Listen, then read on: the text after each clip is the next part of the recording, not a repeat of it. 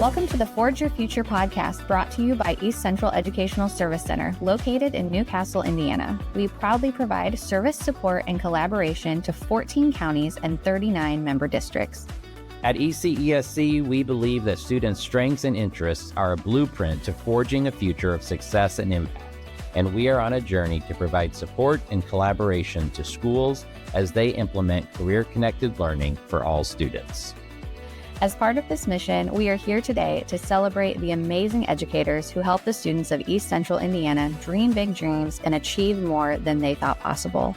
Their work inspires us each day, and we want to lift up their stories and the stories of the students they are impacting and serving. Welcome to the Forge Your Future podcast. My name is Pat Haney, Executive Director of East Central Educational Service Center today, and co-hosting with me is Lindsay Lovern, our Grant Coordinator and Instructional Specialist here at ECESC. Good morning, Lindsay. Hi, good morning. Thanks for joining us today. And most importantly, we are very thankful to be joined today by a superintendent of Shelby Eastern Schools, Dr. Todd HItchcock. Todd, good morning. How are you today? I'm well. Thank you for having me. Well, thanks for joining us. And in case you're watching the video recording, you will see that Todd is in person with us here in Newcastle today at the Service Center. It's a busy day at the Service Center, and we're glad to have Todd here to show him around our building and our facility.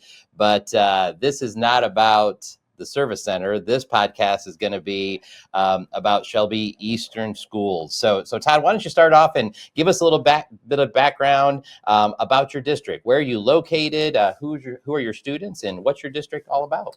Yeah, so Shelby Eastern Schools is directionally located where it says it is. We are the eastern half of Shelby County. The district is a product of consolidation in 1974 when several township schools, including the towns of Moorestown and Waldron, were put together to form one school district. So we are somewhat unique in that we have two campuses that are about 16 miles apart, about 30 minutes of country driving, that are the towns of Moorestown and Waldron. So two small high schools, two small elementary schools that make up one district, Shelby Eastern Schools. Primarily agriculture, but a little bit of industrial on the Moorestown side, and a couple residential areas. So that's kind of our makeup. We're obviously, Shelbyville is the county seat, and the largest city in Shelby County. We're not very far from Shelbyville. Perfect. Okay. And Todd, I wonder if you might also take a minute just to tell us about your journey to Shelby Eastern. Yeah. What brought you to Shelby Eastern, and share with us a little bit about your path to your current role. So I actually kind of from that east side area, east of Indianapolis area, growing up, a product of Lawrence Central High School in Lawrence, there just east of Indianapolis. Taught at New Palestine at the middle school for 5 years, and then pursued educational leadership opportunities, and that took me down to Paoli. So I spent 6 years in Paoli as an assistant principal, 3 as assistant principal and 3 as principal, and then went into central office. Spent 3.5 years as assistant superintendent at Greater Jasper Consolidated Schools, and knew that at some point I wanted to A, be a superintendent, and B, try to relocate our family back to where the in-laws are, where my parents are, and the rest of our family is. So when the position at Shelby Eastern Schools came open, it seemed like a good fit location-wise, seemed like a good fit, and that most of my experience has been more small and rural. And so that's when I applied for the position, and I'm just now starting my 6th year there as superintendent. Awesome. All right. What can you tell us about your students at Shelby Eastern? What are they like? What are they all about? And then thinking about their journey, what is a graduate from Shelby Eastern walking away with?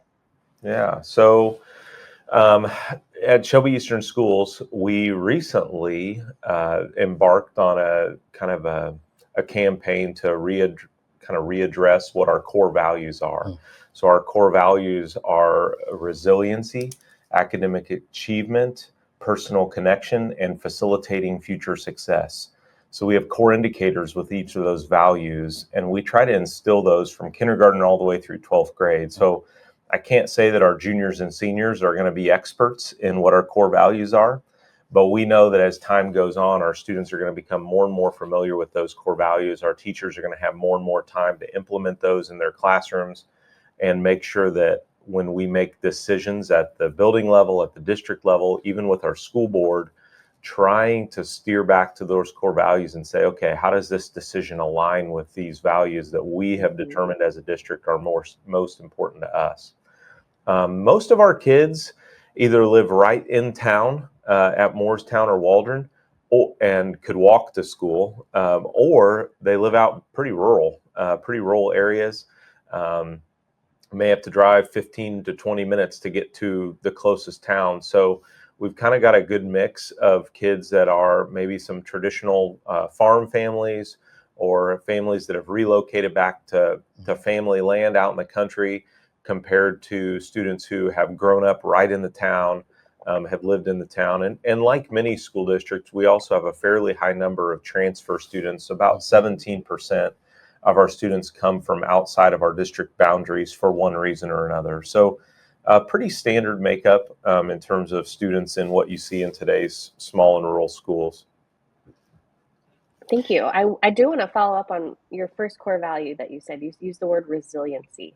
What does that mean to you, and how do you see that manifesting in your students? So as part of that process, one of the things we did is we developed like cartoon characters for each value. And so the character for resiliency is what we call the resilient recruit. And it looks like this little guy who's like reporting for duty, like ready to go, you know? And so the idea is that we're going to instill grit, which is one of those indicators. We talk about the power of yet, like I can't do that yet, but I'm going to be able to do it. We talk about failing forward, and making sure that our kids understand that there's a process and growth doesn't happen overnight. But from preschool all the way through 12th grade, these are opportunities that help shape and form your early years, and every little thing that you experience is part of that growth. And we want our students to experience that and recognize that there's going to be some highs and lows, but by the end of it, we want to have a well-rounded student who's ready to go into the world and pursue whatever they want to pursue. Awesome. Todd, as you think about your core values, I know from our previous conversations that you have really some instructional goals that align with those, some models of instruction and student support, that you are really looking to implement deeply at Shelby Eastern. Talk a little bit about some of those instructional models and student support tools or mindsets that you are looking to develop and provide.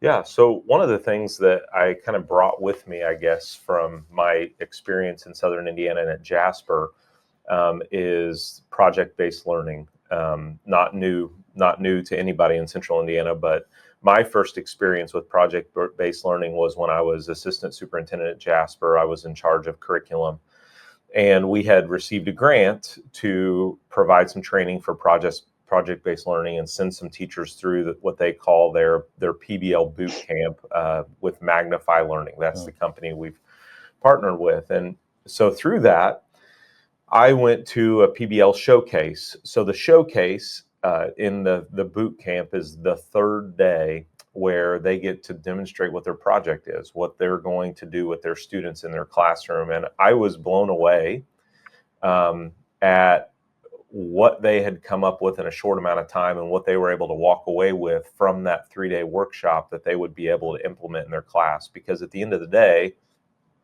training's great, but if you don't have something that you can put into practice in your classroom, then it's not really worth anything. And so that was a really valuable experience. And at the time, and this would have been Dr. McCormick's maybe second to last year, there was a push in the DOE that every single teacher in the state of Indiana would be trained in PBL by 2025. Well, last time I checked, it's now 2025. I don't know that we're there yet. I do believe that was a great goal, because I believe that PBL is very important. In fact, we did some surveys just last school year with students, and one of the things that they continue to say, so we're not perfect yet, is that they want to see more connection to the real world through their curriculum. So how is this relevant to me, is what our students are saying to us. And so what we need to say and turn to our teachers is, how can you make it relevant to them? What can you do? And I think that the link there is project-based learning. How can I take these standards, make them applicable to every kid's life or their situation, and bring them to life? And so what we have done through PBL is each summer we have, as we've onboarded new staff, we've provided opportunities for them to attend a boot camp. And then also for existing staff, we've encouraged them to attend a summer training. And then we also started providing the resources, because I feel like sometimes we're really good about training people. And then when they say, hey, I need this resource to do this project, we say, sorry, there's no money. So we collect a PBL fee from all of our students. It's $5 a year. And that goes into a pot so that when a classroom teacher has this great idea for their project that they want to do, there's some funds to do it. We also have started to invest into our physical learning spaces, so that we have some places for these projects to come to life. We're opening 2 what we call discovery centers this spring, that were old gyms that were refurbished into what you would call a STEM lab / library space. We call them discovery centers. And that'll be one of the kind of the places where teachers will be able to take their kids to really get hands-on learning experiences through those projects that they're doing. So Todd, talk a little bit about what do you, in the students that are having a high quality project-based learning experience, what are they walking away with that excites you the most? So you talked a little bit about that relevance. What other kind of, in engagement, right? But what other kind of skills do you see them developing through that process? So a great example would be, so last year we had a teacher do a farm to table project with first graders. And so they talked about the sourcing of all the food in our cafeteria. Like, where does the hamburger meat come from? Where do these vegetables come from? Where does the fruit come from? And they learn things from our cafeteria throughout that process. But then also, as part of that project, they asked to come to a school board meeting. And so they came to a school board meeting, and the little first graders were in front of the school board, and they talked about what they had learned through the process of the costs of some of those foods, how it comes together into the cafeteria, and then all the nutrition requirements and values that are a part of that as well. So they brought some food with them. They were able to talk about, like how many calories are in this and what the sugar content is.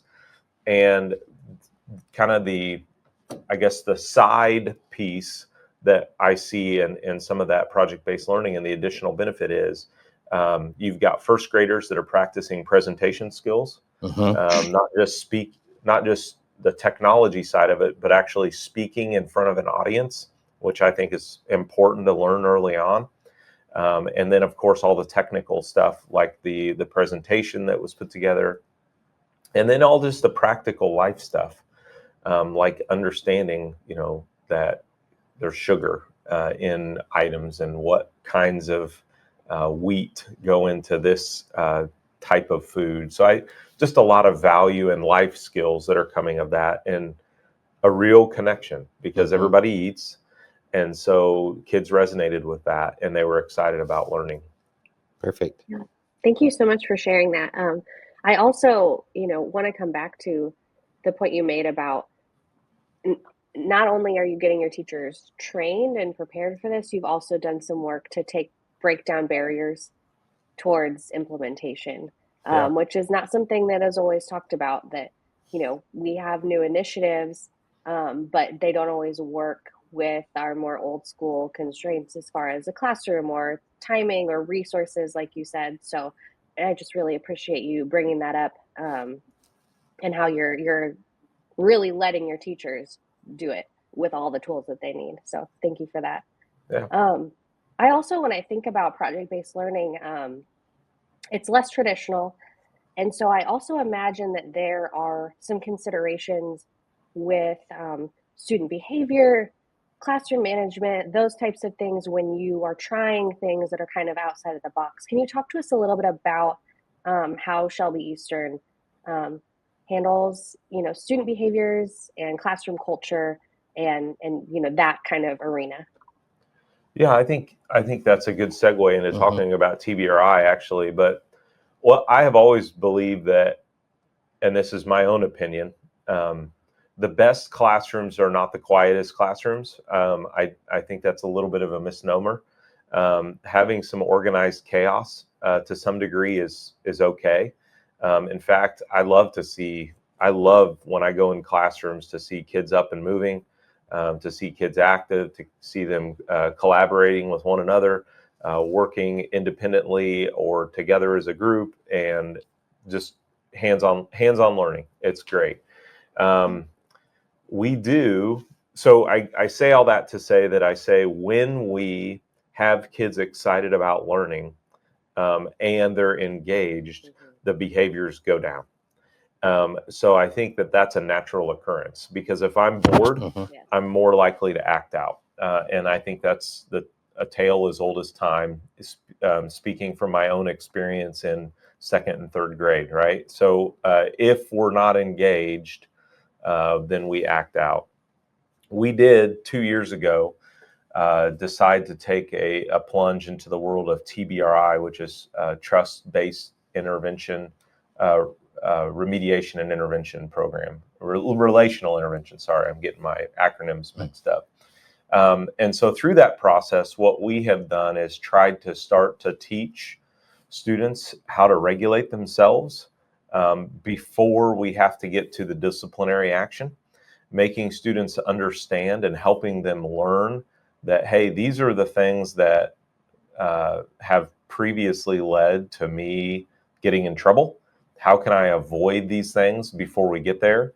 So it's a very intentional program with staff to talk about vocabulary that we use with students, the way we manage our classrooms, the way we respond to a student who needs redirected now is different than the way it was 3 years ago as a staff.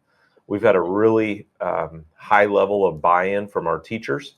They're very supportive. In fact, it was our teachers who came to us and said, hey, we've seen this sharp increase in behaviors that are distracting this other student's learning.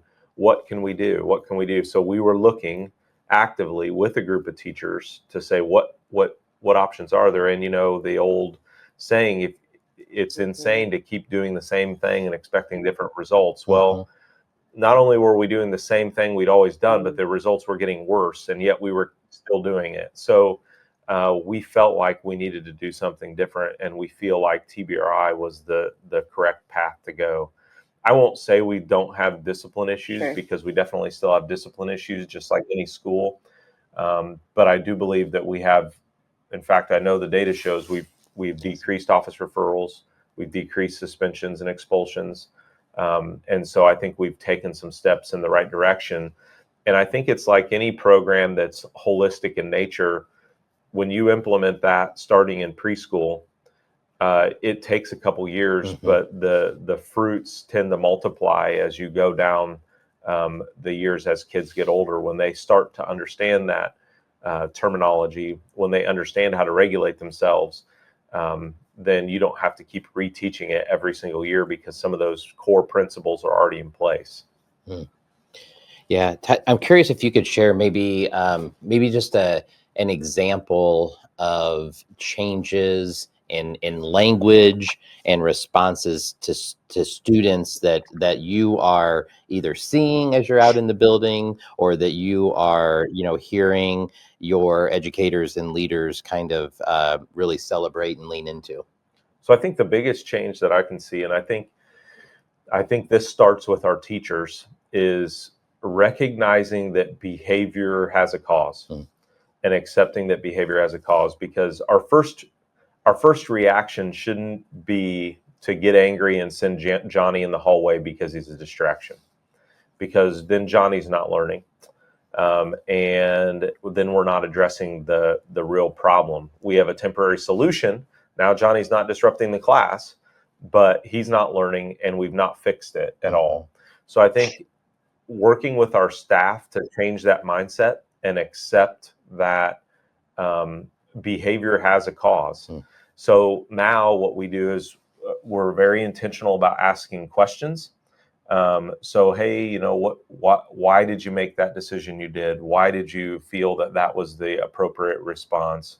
Or what's bothering you? Trying to figure out what the underlying issue is. Not that there's no consequences for the behavior, because there are still consequences for the behavior, but trying to figure out what's causing the behavior so that it doesn't continue to repeat over and over and over again. Yes, yeah, absolutely. And as just humans, our first reaction is to take that behavior personally, right? And so taking a moment to step away, even just mentally stepping away for a moment to step back and reflect, and bringing the focus back to the student. Those small moments can make such a huge impact on that long-term trajectory of that student in the classroom.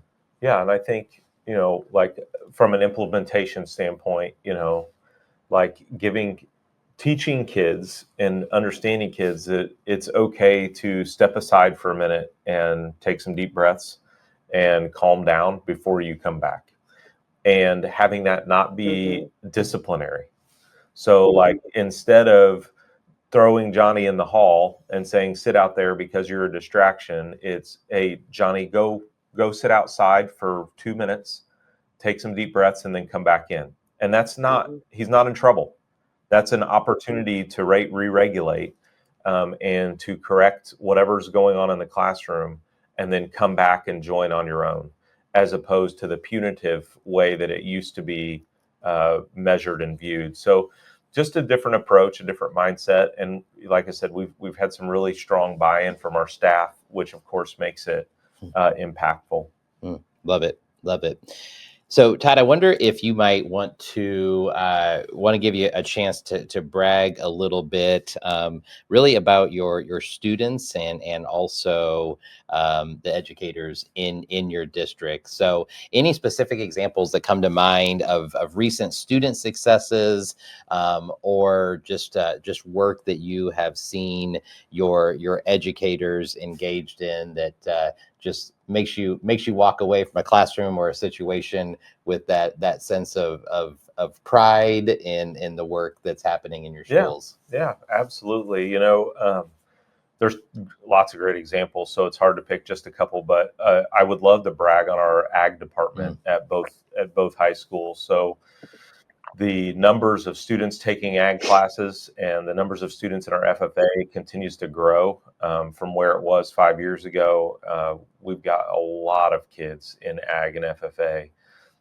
And what that has prompted, and what I love about it, is it has been somewhat organic. That's prompted a need for more space, more lab space, where we can offer more curriculum than what we previously do. We've not been able to offer some classes in the ag curriculum because we don't have the setup necessary. We don't have a real lab space. So right now we're constructing 2 new ag labs. We broke ground last month at both campuses, and those will be ready for school in the fall. And these are almost 5,000 square feet of classroom space, lab space, and greenhouse space, where we can offer the full curriculum of ag classes for our students. And we feel like, especially in our community, that's a a great path for us to be on, because there are a lot of ag related opportunities in business and just general field work for students right after high school, if that's a path they want to go, or if they want to go to Purdue and pursue an agriculture degree or somewhere else. I think that's a viable option for our students. So really trying to prepare them for what's next through those experiences, and those start at junior high for us, and making sure that kids kind of know what's available in that ag pathway. Outside of that, one of the things that we take a lot of pride in as being small schools is just focusing on that whole child experience. So if you look at athletics, different clubs at the secondary level, whether that's, having esports or, a kind club or whatever the club may be, making sure that our kids have opportunities. And we feel like our participation rate for students is very high. We've got a lot of kids that have found a way to be plugged into, marching band or basketball or whatever. And because of our size, there are lots of opportunities. And so I think sometimes there's a little bit of a misnomer that in order to get those opportunities, you have to go to a big school. I think we could make an easy argument that your opportunities are just as great, if not greater, at a small school, because of the number of opportunities and the fewer students there to fill those opportunities. So we've been trying to really push kids to get involved with something so that they can, be a part of that greater school community. Okay, let's zoom out just a little bit. Tell us about your relationships to partner organizations that help support you, whether that might be a community foundation, local businesses, economic development, maybe other nonprofits. Who's your village in the community supporting your schools, and how does that impact outcomes for your students?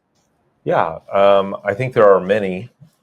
So we've got great partners, major health partners. The hospital there in Shelbyville is one of our partners that supports us not only financially, but with some programs that we offer. A huge partner that we have is the Blue River Community Foundation. They offer several grant cycles a year and manage all the scholarships for the students. And the Wortman Family Foundation grant through Blue River Community Foundation, one of their core pillars is education and students. And so every year we have different groups that are awarded grants within our school for specific projects they're working on. So that's been a huge one as well.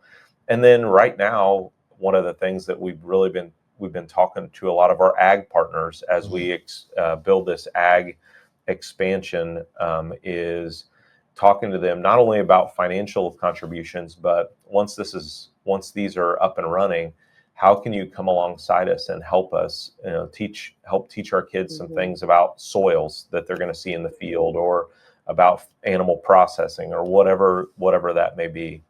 Well, from a small school standpoint, one of the things that I think we take a lot of pride in is just being that focal point of the community. Last year, both of our high schools were honored to receive Purple Star status, which, if you're not familiar with Purple Star status, that's a military designation from the Department of Education, which means we meet a list of criteria that means we are welcoming to veteran families and active military families, and that we place an emphasis on making sure that those people's needs are met within our community, but we promote and celebrate military service in our schools. I think that's something we take a lot of pride in. We also take a lot of pride in continuing to strive to improve every day. So we've got a 2-year cycle that we've implemented on goal setting. And so we don't do a typical, it's not called advanced ed anymore. I'm not sure what the name, Incognia accreditation, but we do a local process of 2-year goals and feedback from stakeholders. So we try to be in our communities, seeing what the needs are and using the feedback that we get to drive our goal setting to ensure that we're constantly improving. We feel like we do a lot of things well. But we also recognize that nobody's perfect, and there's lots of areas we can improve on. So we'll continue to do that as well. Yeah. Man, we could do a whole podcast just on what you just said about your goal setting and that cycle. I suddenly have lots of questions. That's awesome. All right. Well, so what we always finish our podcast, Todd, with an opportunity for you to provide a recommendation to your friends. So what are you recommending right now? Something that you would be excited to recommend others look into. Could be personal or professional. But what comes to mind for you? Well, two thoughts. So I got a surprise book for Christmas from my wife called The Unintentional President. And I'm a history teacher. That's what I was originally trained in before I went into administration. It's about Harry Truman and his experiences closing out World War II and taking over as president after FDR passed away while in office. And everything leading up to the dropping of the atomic bombs on Japan, and just a very interesting book about all of the big decisions he had to make that he didn't really feel like he was prepared for, but was able to do what many would look back and reflect on as make the right decisions in a lot of those key areas in the late 1940s. So really good book. And then the other thing that I've been thinking a lot about lately is an encouragement to anybody who's watching the podcast or involved in education is take advantage of networking opportunities with your peers. So whether that's groups of teachers, groups of assistant principals, superintendents, or even networking opportunities in your community, maybe sponsored by the chamber, I find and have found that those opportunities are what lead to new partnerships, to new ideas, and to strengthening kind of your own. It's encouraging as well as invigorating, and gives you some new ideas and new life to things you want to do. So I would encourage everybody to take advantage of those networking opportunities. I know there's always an email that's waiting on us. There's always a phone call that we need to make, but I think setting aside that half hour to an hour to take advantage of those opportunities when they arise is well worth the time invested. Yes. Great recommendation. Yes, absolutely. I find that in my career, the times that I am most intentional about networking are the times of greatest growth. And when I am least intentional about it are the times of the least amount of growth. So yes, great recommendations. So we encourage all of our listeners to check out, learn a little bit more about Shelby Eastern Schools. We are proud to have them as members of our service center, and grateful to partner with Dr. Hitchcock and his team at Shelby Eastern. So thank you very much for listening to the Forge Your Future podcast, and have a wonderful day. Thank you for having me. Thank you for listening to the Forge Your Future podcast. We hope that this glimpse into the bright future of East Central Indiana inspires you and brings you hope. We have the privilege to work with these future makers every day and want to share their stories throughout Indiana and beyond. If you enjoyed today's podcast, please share it with your circle, and let's keep the conversation going. You can connect with us on LinkedIn, Facebook, X, and on our website. Until next time, remember that your strengths and interests are a blueprint to your future of success and impact.